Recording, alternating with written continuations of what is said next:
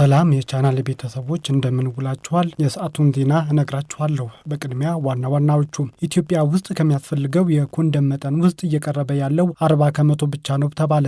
በዝርዝር እናየዋለን። 89 ሚሊዮን ብር ከባንኮች ያጭበረበሩ ግለሰቦች በቁጥጥር ስር አውያለሁ ሲል የፌዴራል ፖሊስ ገልጿል። እንዴት አጭበረበሩ የሚለውን የፖሊስ ሪፖርትም ይዘናል። የቀድሞ የደቡብ ኮሪያ ፕሬዝዳንት መንግስት ላይ አመጽ በማስነሳት ወንጀል ጥፋተኛ ሆነው መገኘታቸውን የዕድሜ ልክ እስራት ተፈርዶባቸዋል። በዝርዝር እናየዋለን። ወደ መጀመሪያው ዜና። ጦርነቱ በማንኛውም ሰዓት ሊፈነዳ ይችላል ተባለ። የኢትዮጵያና የኤርትራ ጦርነት ምናልባትም በሰዓታት ውስጥ ጭምር ሊፈነዳ ይችላል ሲል ዓለም አቀፍ ተቋም ከባድ ማስጠንቀቂያ ወጣ። ዋነኛ ትኩረቱን በሰላምና ጸጥታ ጉዳዮች ላይ አድርጎ የሚሰራው ኢንተርናሽናል ክራይሲስ ግሩፕ በዛሬው ዕለት ኢትዮጵያና ኤርትራ እንደዚሁም በትግራይ ክልል ያለው አሳሳቢ ሁኔታ አስመልክቶ የጥናት ሪፖርቱን ይፋ አድርጓል። ዓለም አቀፉ ተቋም ባወጣው አዲስ የጥናት ሪፖርት መሰረት እንደተመላከተው በኢትዮጵያና በኤርትራ መካከል እየተባባሰ የመጣው ውጥረት እንደዚሁም በፌዴራል መንግስቱና በህወሓት መካከል መልሶ እያገረሸ ያለው የግጭት አዝማሚያ ወደ ጦርነት ሊቀየር ከጫፍ ላይ ደርሷል ሲልም አሳስቧል። በአብይ አህመድና በኢሳያስ መንግስት እንደዚሁም በህወሓት መካከል ያለው የተወሳሰበና በውጥረት የታጀበው ግንኙነት በአፍሪካ ቀንድ በማንኛውም ቅጽበት ሊፈነዳ የሚችል የባሩድ በርሜል ሲል ኢንተርናሽናል ክራይሲስ ግሩፕ የሁኔታውን አሳሳቢነት በሪፖርቱ ገልጾታል። ሪፖርቱ በፈረንጆቹ አቆጣጠር በ2018 ዓ.ም በኢትዮጵያና ኤርትራ መካከል ተፈርሞ የነበረው የአዲስ አበባ አስመራ ባህር ዳር ወታደራዊ ጥምረት ሙሉ በሙሉ ፈርሶ አሁን ላይ ሁለቱ ሀገራት እርስ በርስ ወደ ጠላትነትና ወደ ጦርነት እየተንደረደሩ ነው ሲል ያትታል። ተቋሙ ባወጣው መግለጫ የተለያዩ ምክንያቶች ጦርነቱ ሊያፈነዱት እንደሚችሉ ያስጠነቀቀ ሲሆን ወደ ጦርነት ዘው ብሎ ለመግባት ቀላል ቢሆንም ጦርነቱን ለማቆም ግን በጣም ከባድ ይሆናልም ብሏል። የአፍሪካ የፕሮግራም ዳይሬክተር የሆኑት ሙሪታ ሙቲጋ ኢትዮጵያ ኤርትራንና ትግራይ ክልልን የሚያፋልም አዲሱ ጦርነት መቋቋም የማይቻል ዋጋ ያለው ነው።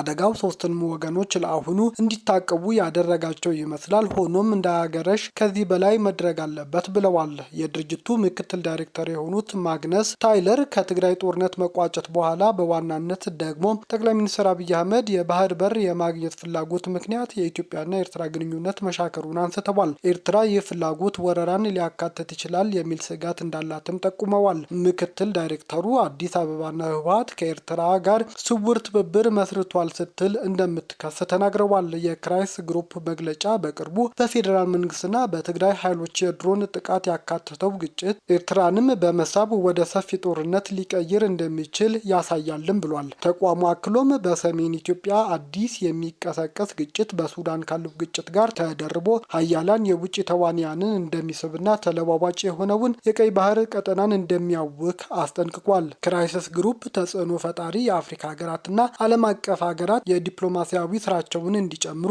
የኢትዮጵያ መንግስትና ህወሓት እንዲያሸማግሉም ጠይቋል። አክሎም የኢትዮጵያ የባህር በር የማግኘት ፍላጎትና የኤርትራ ሉዓላዊነት ላይ ጥቃት የመሰንዘር ስጋት ጨምሮ በሁለቱም በኩል ያሉ ወገኖችን ቁርሾዎች እንዲፈቱም ጥሪ ቀርቧል። ኢትዮጵያ ውስጥ ከሚያስፈልገው የኮንደም መጠን ውስጥ እየቀረበ ያለው 40 ከመቶ ብቻ ነው ተባለ። በአመት ከ300 ሚሊዮን በላይ ኮንደም ለተጠቃሚዎች መቅረብ የነበረበት ቢሆንም አሁን እየቀረበ ያለው ግን ከ70 ሚሊዮን ያልበለጠ ነው ተብሏል። በዚህ ምክንያት ለአባላዘርና ለኤችአይቪ ኤድስ የሚጋለጡ ሰዎች ቁጥር እየጨመረ እንዳይመጣ ስጋት ፈጥሯል። በኢትዮጵያ በየአመቱ አዲስ በኤችአይቪ ኤድስ ከሚያዙ ሰዎች ውስጥ ሴቶቹ ቁጥራቸው ከፍተኛ መሆኑንም ተነግሯል። ኮንደም በመጠቀም ኤችአይቪ ኤድስን ጨምሮ የአባላዘር በሽታዎችንና ያልተፈለገ እርግዝናን መከላከል ቢቻልም በመዘናጋት የመጠቀም መጠኑም ዝቅተኛ በመሆኑ እድሜያቸው ከ15 ዓመት ጀምሮ የሆኑና ወጣት ሴቶች ይበልጥ ተጋላጭ መሆናቸው እየተገለጸ ነው።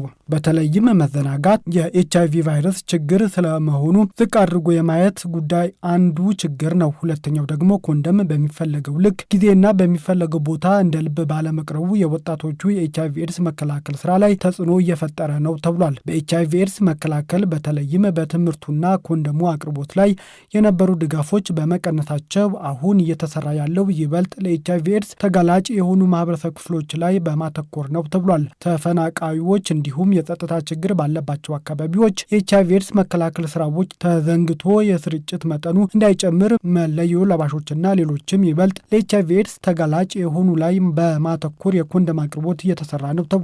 በየዓመቱ በኢትዮጵያ 8000 ያህል ሰዎች አዳዲስ የኤችአይቪ ኤድስ እንደሚያዙና ከዚህ ውስጥ 29 በመቶ የሚሆኑት ከ15 እስከ 24 ዓመት የሆኑ ወጣት ሴቶች መሆናቸውን የኢትዮጵያ ሕብረተሰብ ጤና ኢንስቲትዩት ያወጣው ጥናት ያሳያል።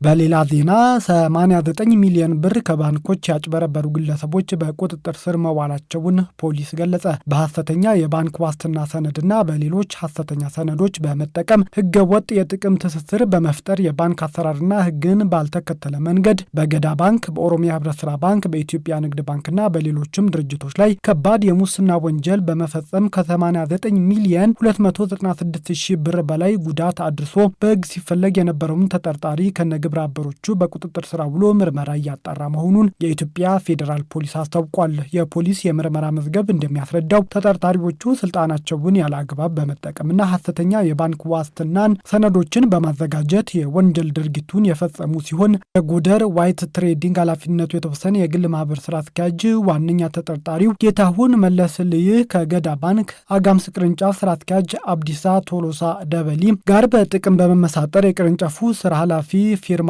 ማህተብ በመጠቀም ለወንጀል ድርጊታቸው ማስፈጸሚያነት ሲገለገሉ መቆየታቸውን ፖሊስ በምርመራው አረጋግጧል። ተጠርጣሪዎቹ በዚህ የተቀነባበረ ወንጀል ድርጊት ለወድራ ሁለገብ የገበሬዎች ህብረት ስራ ዩኒየን የውል ማስረከቢያና የቅድመ ክፍያ ዋስትና በማስመሰል 23 ሚሊዮን 296 ሺህ ብር እንዲሁም ለፈናን መሐመድ በሽር የቀለም ማምረቻ ድርጅት የ20 ሚሊዮን ብር የሐሰት የዱቤ ሽያጭ ዋስትና ሰነድ በማቅረብ በድምሩ 43 ሚሊዮን 296 ሺህ ብር የገንዘብ ጉዳት እንዲደርስ ማድረጋቸውን የፖሊስ የምርመራ መዝገብ ያመለክታል። አበባቡ መኮንን አረጉ የተባለ ሌላኛው ተጠርጣሪ ከጌታሁን መለስልይህና ከአብዲሳ ቶሎሳ ደበሊ የተባሉ ተጠርጣሪዎች ከባድ የሙስና ወንጀል እንዲሁም ሁኔታዎችን ያመቻቸ ያግባባና ያገናኘ ሲሆን ጌታሁን መለስልይህ በቁጥጥር ስር እስከዋለበት ቀን ድረስ በበላይነት ወንጀሉ እንዲፈጸም ትልቅ ተሳትፎና ከፍተኛ የጥቅም ትስስር የነበረው መሆኑን ፖሊስ በምርመራው አረጋግጧል። ይህ በእንዲህ እንዳለ ጌታሁን መለስ የተባለው ተጠርጣሪ ከዚህ በፊት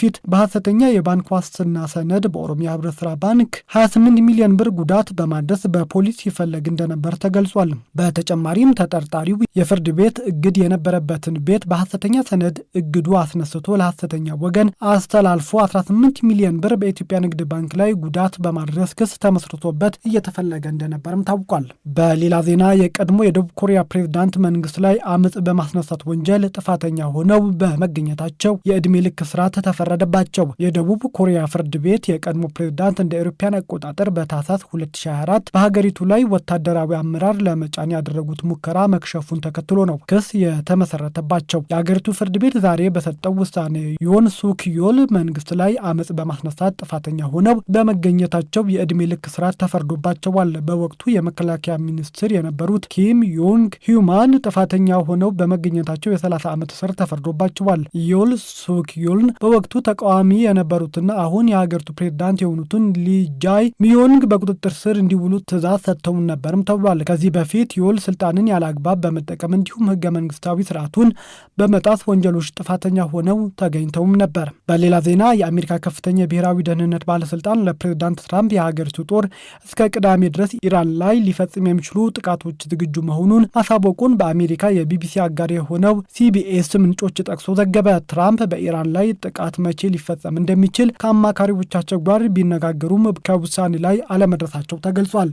ሲቢኤስ ይህ እቅድ ወደፊት ሊገፋ እንደሚችል ምንጮች ጠቅሶ ዘግቧል። ምንጮቹ የትራምፕ አማካሪዎች የተፈጠረውን ውጥረት እንዲሁም ጥቃቱ ባይፈጸም የሚኖረውን ፖለቲካዊና ወታደራዊ አደጋ እየፈተሹ መሆኑን ገልጸዋል። በሚቀጥሉት 3 ቀናት ፔንታገን የተወሰኑ ወታደራዊ ኃይሎችን ከመካከለኛው ምስራቅ በማስወጣት ወደ አውሮፓ ወይም ወደ አሜሪካ ያሰማራልም ተብሏል። ሲቢኤስ ምንጮች ጠቅሶ እንደዘገበው ፔንታገን ያሉት ወታደሮች ኃይሎች ከቦታ ወደ ቦታ በማንቀሳቀስ የተለመደ አሰራር መሆኑን የገለጸ ሲሆን በኢራን ላይ የሚፈጸመው ጥቃት የማይቀር መሆኑን አያሳይም ተብሏል። በመጨረሻም የእንግሊዝ ቤተሰብ ልዑል አንድሪው ከኤፒስተን ጋር በተያያዘ በቁጥጥር ስር ዋሉ። የሟቹ የንግስት ኤልሳቤት ሁለተኛ ልጅ የንጉስ ቻርልሰን ታናሽ ወንድም አንድሪው ማውንትባተን ዊንድሶር በፖሊስ ቁጥጥር ስር የዋሉት ከህጻናት ወሲባዊ ጥቃት ወንጀል ፈጻሚ ጄፈር ኤፒስተን ጋር በነበራቸው ግንኙነት ላይ በፖሊስ ምርመራ ከተደረገ በኋላ በቁጥጥር ስር የዋሉት አንድሪው ከዚህ ወንጀል ጋር ባላቸው ግንኙነት የልዑልነት ማዕረጋቸውም ቀደም ሲል እንዲነሳ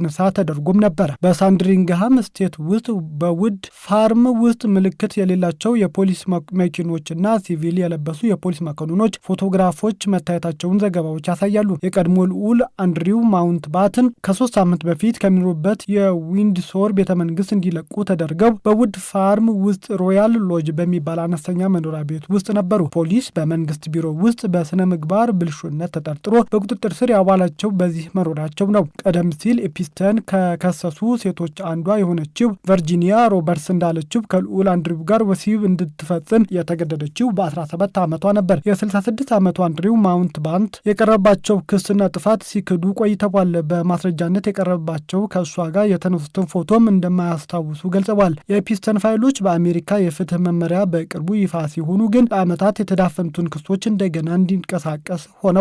ልዑል አንድሪው የቀረበባቸውን የወሲባዊ ብዝበዛ ክስ በ2022 ላይ ሚሊዮኖች ለመክፈል በመስማማት አልፈዋል የሚል ክስም ሲቀርብባቸው ቆይቷል።